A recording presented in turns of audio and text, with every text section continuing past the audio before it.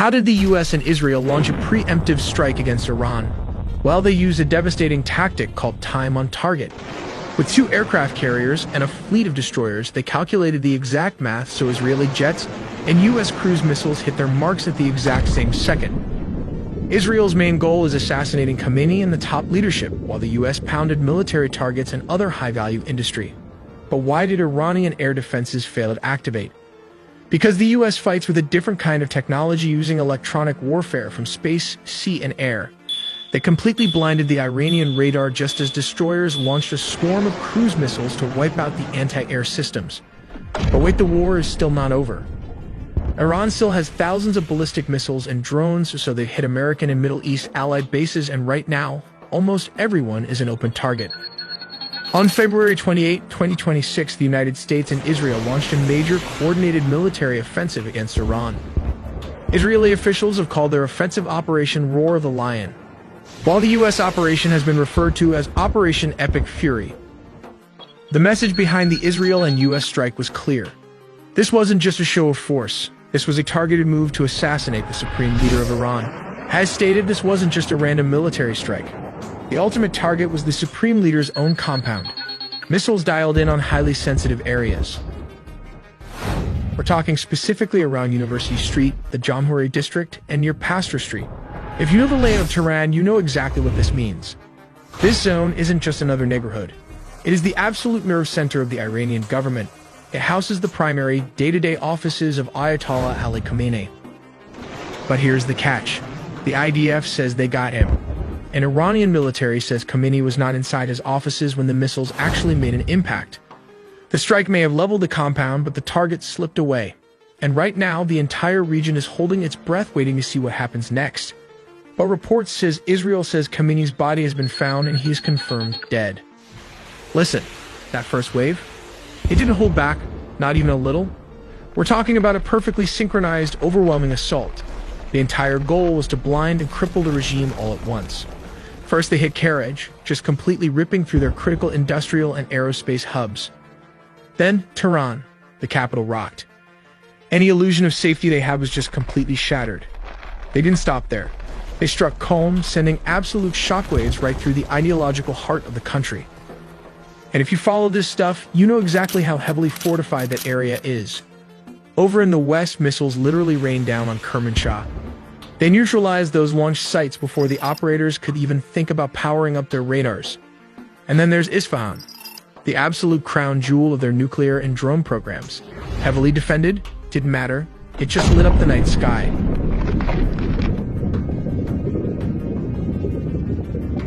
But how did the US and Israel actually pull off a preemptive strike on Iran? First of all, look at this map.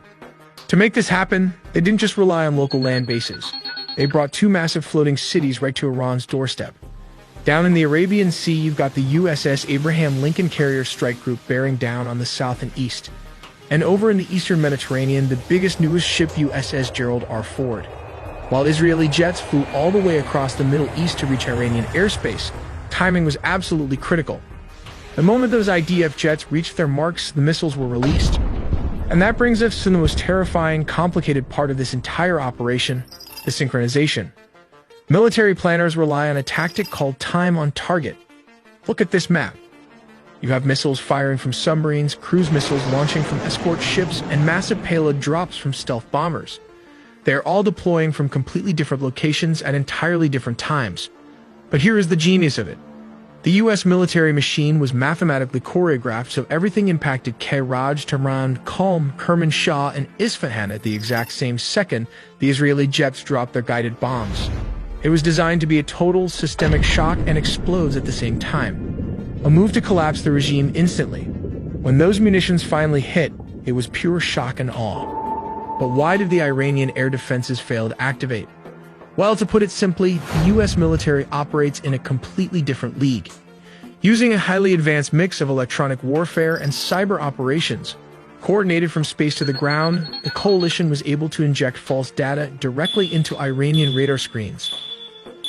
Top-tier Iranian air defense systems, like their homegrown Baver and their Russian-supplied batteries, were absolutely overwhelmed by this electronic assault. But to actually hunt them down, the US set a brilliant trap. They launched hundreds of ABM-160 MALDs, miniature air-launched decoys. To a panicked Iranian radar operator staring at a chaotic screen, these tiny drones look exactly like a massive squadron of A-15s or F-16s screaming toward the capital.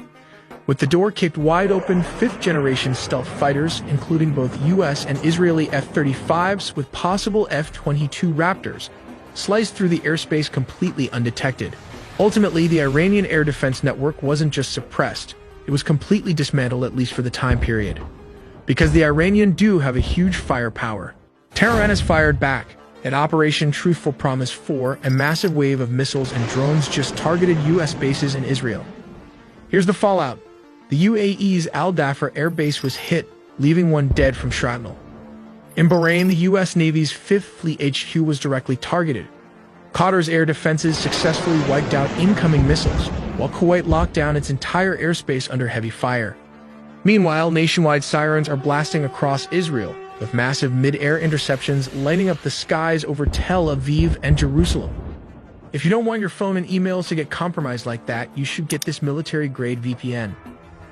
Think of Surfshark VPN as your frontline defense. It scans and detects threats, alerting you to thousands of dangerous emails. You can use this web content blocker. All you do is enter the phone's information, pick the types of websites you'd like to block, and then save it. That's it. Your children is protected from any inappropriate or dangerous content. Beyond that, it includes a robust antivirus software to shield your devices from viruses, malware, and tracking by ads, bots, or third parties. Finally, with Surfshark VPN, a single subscription covers not just you, but also your friends or even your entire city if you wanted.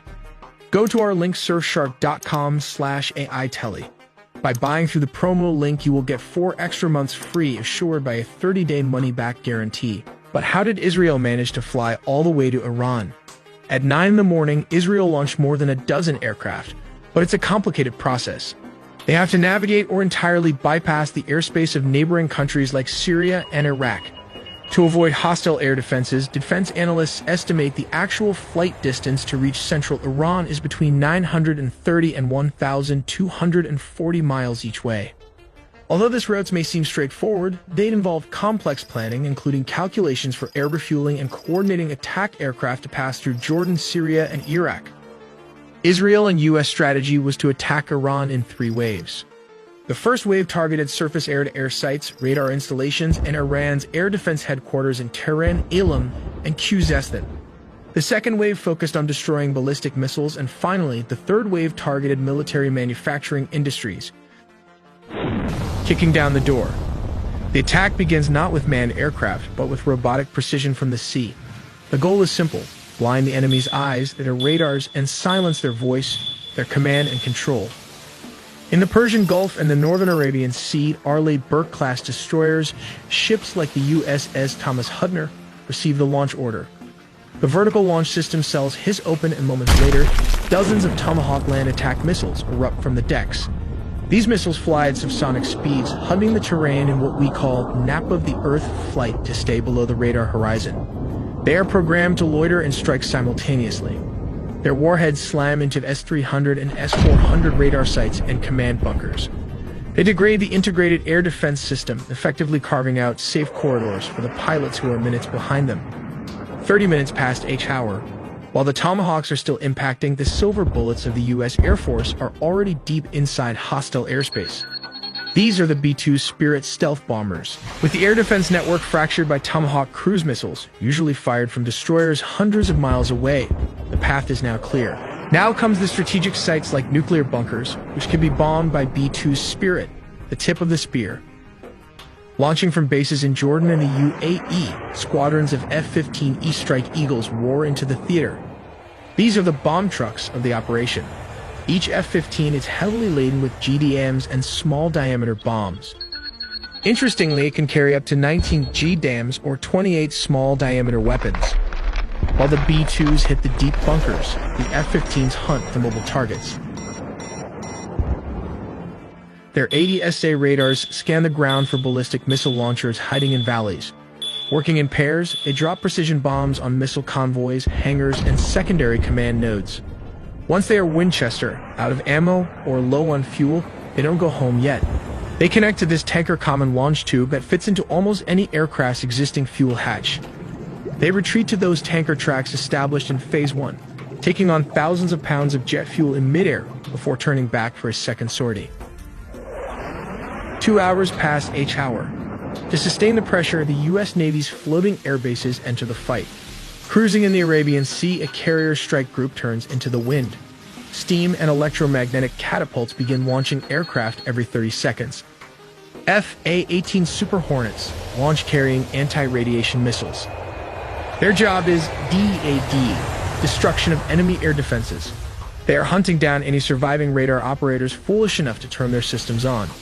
Meanwhile, F-35 Sea Lightning push forward to gather intelligence and strike high-threat targets that the older jets cannot reach. Orbiting far behind them are the E-2D Hawkeyes, the quarterbacks in the sky, managing the massive traffic of hundreds of U.S. jets. By sunrise, the first wave is over. The eyes of the enemy air defense have been blinded by Tomahawks.